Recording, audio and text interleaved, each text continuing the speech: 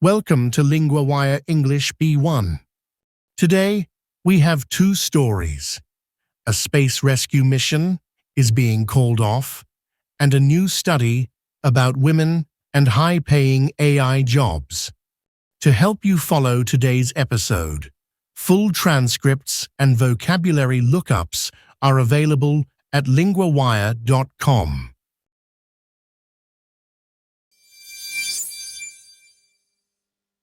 First, NASA gives up on a mission to save an old space telescope.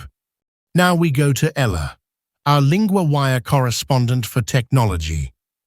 Thanks, Daniel. NASA and Catalyst Space Technologies have decided to stop the rescue mission for the Swift Gamma Ray Observatory. So the spacecraft is still in orbit, but the plan to save it is over. Yes, the rescue satellite called Link launched on July 3rd. Its job was to fly up to Swift. It would grab it with 3 robotic arms. Then it would boost it into a higher orbit. That higher orbit would have kept Swift away from re-entry. Re-entry means falling back into Earth's atmosphere and burning up. That sounds like a very difficult job for one small satellite. It was. Catalyst says the mission hit a major problem in late July when Link spun out of control.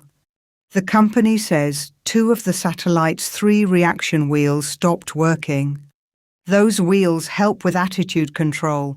That means the spacecraft can point in the right direction. And without that control, the rescue becomes much harder.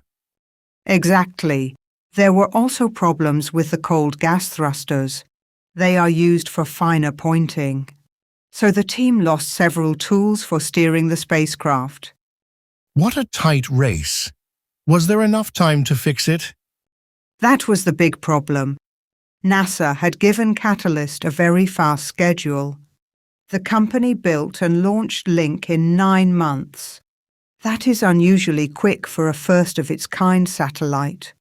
That speed helped make the mission possible. But it also brought trade-offs. Engineers had to accept more technical risk than they normally would. So this is not just a space story. It is also a story about pressure and speed. Yes, and that is the real lesson here. In new space projects, companies often have to move fast. But fast does not always leave enough room for problems. NASA says this mission was worth trying, even though it did not end the way people hoped. And what happens to the spacecraft now? The spacecraft is still alive, and Catalyst says it will try to get some technical value from what remains. It may still come close enough to Swift for a test of its close-in navigation system. So even in failure, they may still learn something useful. That is right. The full rescue is off, but the mission may still give engineers useful data before Link runs out of ability.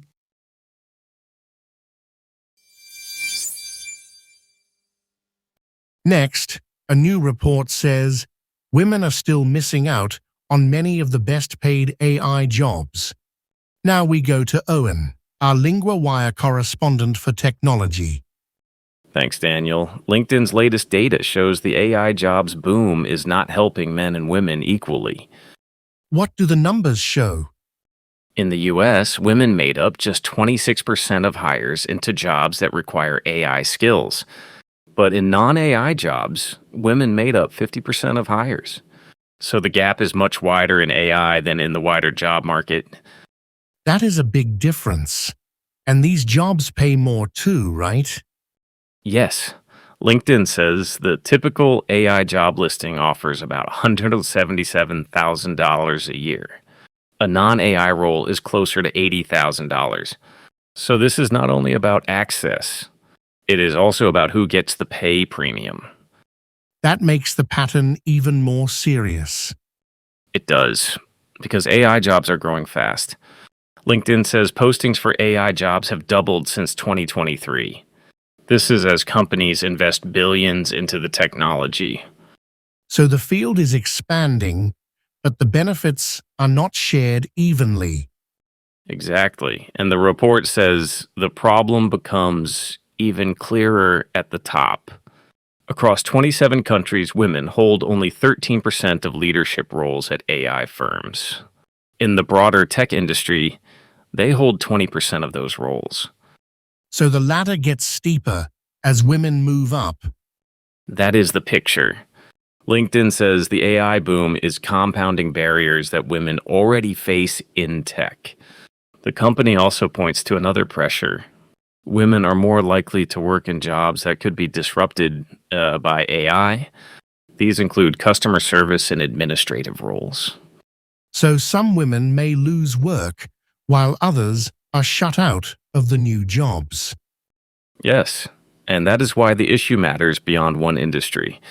It affects who gains from new technology and who is left behind.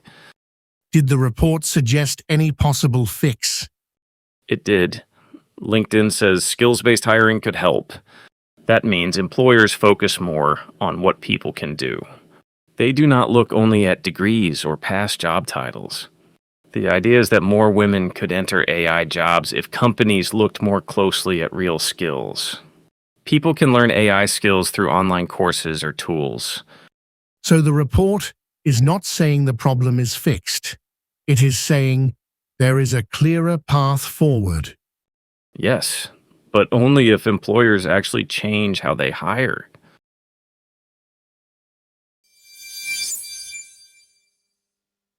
First, 3 words from Story 2.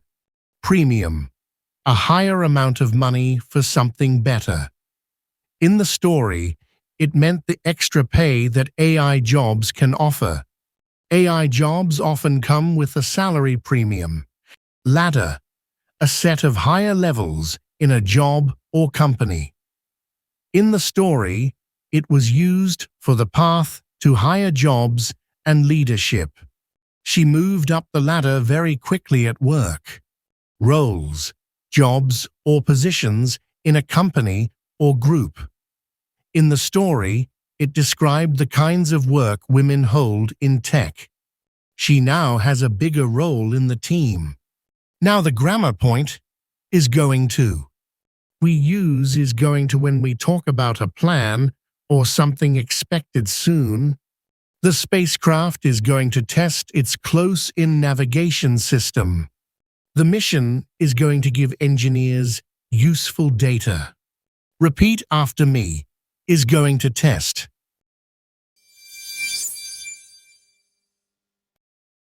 New this month. The LinguaWire Field Guide.